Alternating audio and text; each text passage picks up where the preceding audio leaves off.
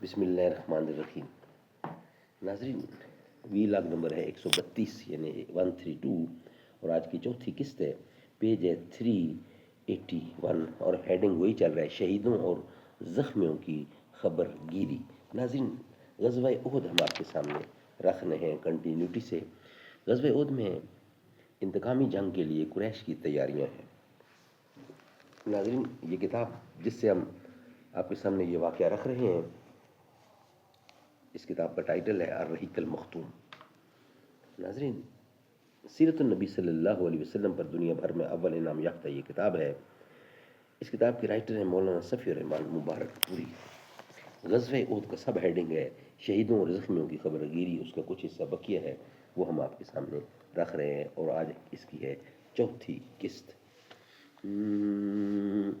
سر پہ آ جاتی ہے جب کوئی مصیبت ناگہاں، اشک پہم دیدہ انسان سے ہوتے ہے رواں، رب تو ہو جاتا ہے دل کو نالاؤ فریاد سے، خون دل بہتا ہے آنکھوں کی سرشک آباد سے۔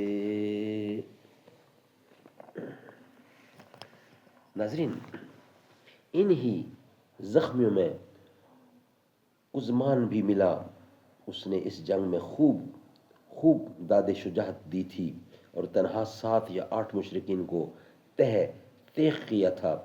وہ جب ملا تو زخموں سے چور تھا، لوگ اسے اٹھا کر بنو ظفر کے محلے میں لے گئے اور مسلمانوں نے اسے خوشخبری سنائی۔ کہنے لگا، واللہ میری جنگ تو محض اپنی قوم کے ناموس کے لیے تھی، اور اگر یہ بات نہ ہوتی تو میں لڑائی ہی نہ کرتا۔ اس کے بعد جب اس کے زخموں نے شدت اختیار کی تو اس نے اپنے آپ کو ذبح کر کے خودکشی کر لی۔ ادھر رسول اللہ سے اس کا جب بھی ذکر کیا جاتا ہے تو فرماتے تھے کہ وہ جہنمی ہے، اور اس واقعے نے آپ کی پیشن گوئی پر مہر تصدیق ثبت کر دی۔ حقیقت یہ ہے کہ اہل کلمت اللہ کے بجائے وطنیت یا کسی بھی دوسری راہ میں لڑنے والے کا انجام یہی ہے، چاہے وہ اسلام کے جھنڈے تلے بلکہ رسول اللہ اور صحابہ کے لشکر ہی میں شریک ہو کر کیوں نہ لڑ رہے ہوں۔ اس کے بالکل برعکس مقتولین میں بنو سالبہ کا ایک یہودی تھا۔ اس نے اس وقت جب کہ جنگ کے بادل منڈلا رہے تھے اپنی قوم سے کہا، اے جماعت یہود، خدا کی قسم تم جانتے ہو کہ محمد کی مدد تم پر فرض ہے۔ یہود نے کہا، مگر آج سبت یعنی سنیچر کا دن ہے۔ اس نے کہا، تمہارے لیے کوئی سبت نہیں۔ پھر اس نے اپنی تلوار لی اور ساز و سامان اٹھایا اور بولا، اگر میں مارا جاؤں تو میرا مال محمد کے لیے ہے، وہ اس میں جو چاہیں گے کریں گے۔ اس کے بعد میدان جنگ میں گیا اور لڑتے بھیڑتے مارا گیا۔ رسول اللہ نے فرمایا، مخیریق بہترین یہودی تھا۔ اس موقع پر رسول اللہ نے خود بھی شہداء کا معائنہ فرمایا اور فرمایا کہ میں ان لوگوں کے حق میں گواہ رہوں گا۔ حقیقت یہ ہے کہ جو شخص اللہ کی راہ میں زخمی کیا جاتا ہے، اے اللہ قیامت کے روز اسے اس حالت میں اٹھائے گا کہ اس کے زخم سے خون بہہ رہا ہوگا، رنگ تو خون ہی کا ہوگا لیکن خوشبو مشک کی ہوگی۔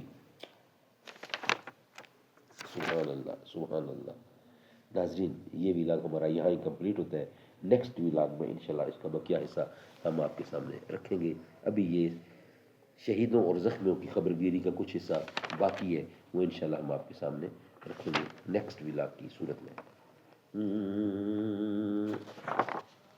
یا رب مدینے پاک میں جانا نصیب ہو، جانا نصیب ہو تو نہ آنا نصیب ہو، رکھ دوں در حضور پہ جب میں جبین شوق، چوکھٹ سے ان کے سر نہ اٹھانا نصیب ہو۔